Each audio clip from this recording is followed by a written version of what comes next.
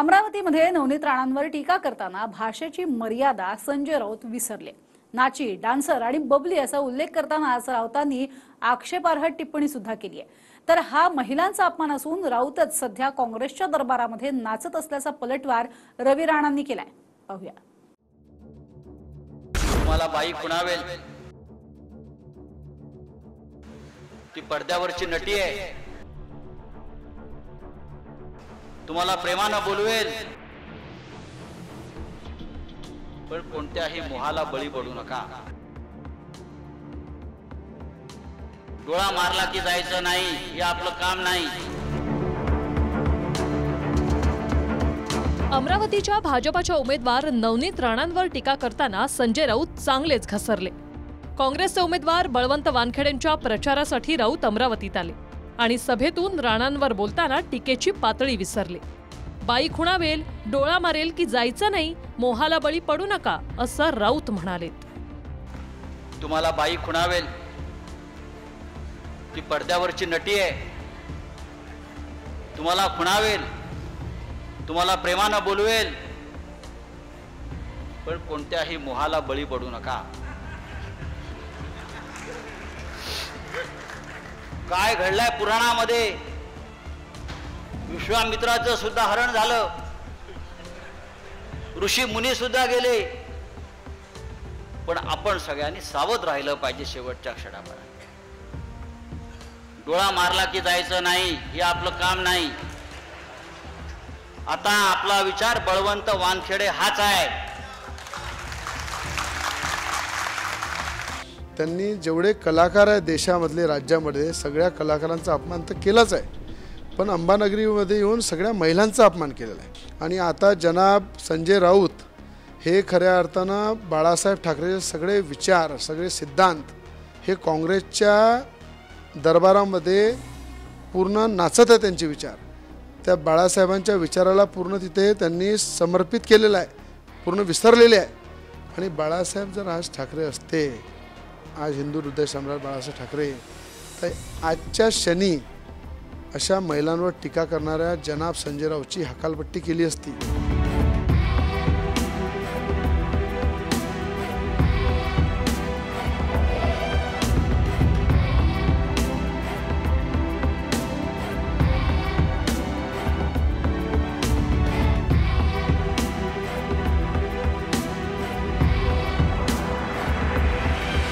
काँग्रेसच्या बळवंत वानखेडेंना निवडून द्या असं आवाहन करताना नवनीत राणांचा उल्लेख नाची, डान्सर आणि बबली असा केला। ही लढाई देशाची, ही लढाई बळवंत वानखेडे आणि ती नाची जी आहे कोणी तिच्याशी नाही आहे, डान्सरशी नाही आहे, बबलीशी नाही आहे।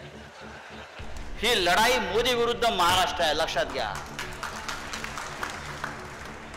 ही लढाई मोदी विरुद्ध महाराष्ट्र, ही लढाई मोदी विरुद्ध उद्धव ठाकरे, ही लढाई मोदी विरुद्ध शरद पवार, ही लढाई मोदी विरुद्ध राहुल गांधी आहे। काँग्रेसच्या दरबारामध्ये, राहुल गांधीच्या दरबारामध्ये, त्या दरबारामध्ये काँग्रेसला खुश करण्यासाठी, काँग्रेसच्या उमेदवाराला खुश करण्यासाठी, काँग्रेसच्या काही मुठभर नेत्यांना खुश करण्यासाठी अशा प्रकारचा जनाब संजय राऊत नाचत आहे। आणि त्या नाचण्याला कुठंतरी मला वाटते मर्यादा असली पाहिजे।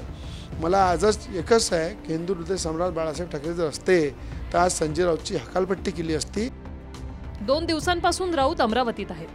बुधवारच्या सभेत त्यांनी शिवसेनेमुळेच राम मंदिर झाल्याचा उल्लेख करत मातोश्री बाहेरील राणांच्या हनुमान चालिसेचा उल्लेख केला आणि 20 फूट जमिनीत गाडण्याच्या धमकीचा पुनरुच्चारही केला। आज रामनवमी आहे, आज रामनवमी आहे ना, भाजपवाल्यांनी मिरवणुका काढल्या असतील, आपणही काढल्या। शिवसेना नसती तर अयोध्येत राम मंदिर झालं नसतं। तेव्हाही मातोश्रीला काय हनुमान चालीसा वाचायला येणारी बाया कुठे होती? मी सांगितलं होतं तेव्हा, मातोश्रीच्या आतमध्ये घुसून दाखव, 20 फूट खाली जमिनीत नाही गाडलं तर बघा। हे सांगणार आहे मी संजय राऊत। ही बाळासाहेब ठाकरेंनी घडवलेली औलाद आहे। उद्धव ठाकरे मुख्यमंत्री असताना कोरोना काळात मातोश्री बाहेर हनुमान चालीसा म्हणणार असा इशारा राणा दाम्पत्याने दिला होता. त्यानंतर शिवसैनिक आणि राणा दाम्पत्य आमने सामने आले होते. अखेर पती पत्नीला अटकही झाली. त्यावेळी राऊतांनी जमिनीत गाडण्याची भाषा केली होती. मातोश्रीशी छेडछाड करू नका, 20 फूट खाली गाडले जा, हे मी कॅमेरा समोर सांगतो. शिवसेनेच्या संयमाची परीक्षा पाहू नका. नवनीत राणांवर बरसत असताना राऊतांनी पंतप्रधान नरेंद्र मोदींबद्दलही आक्षेपार्ह टिप्पणी केली. छातावर बसलेला मोदी नावाचा राक्षस हटवण्यासाठी नवनीत राणाला हटवा असं वादग्रस्त विधान राऊतांनी केलं. आता जो छाताड्यावर मोदी बसलेला आहे त्याला काढायचा असेल तर आधी हिला काढलं पाहिजे. या देशाच्या छाताड्यावर जो मोदी नावाचा राक्षस बसलेला आहे त्याला जर आपल्याला दूर करायचा असेल तर एक एक खासदार आपला या महाराष्ट्रातून आपण निवडून दिला पाहिजे. आता पुन्हा राऊत विरुद्ध नवनीत राणा असा नवा सामना लोकसभेच्या निमित्ताने सुरू झालाय. अमरावतीहून स्वप्नील उमपसह ब्युरो रिपोर्ट TV9 मराठी.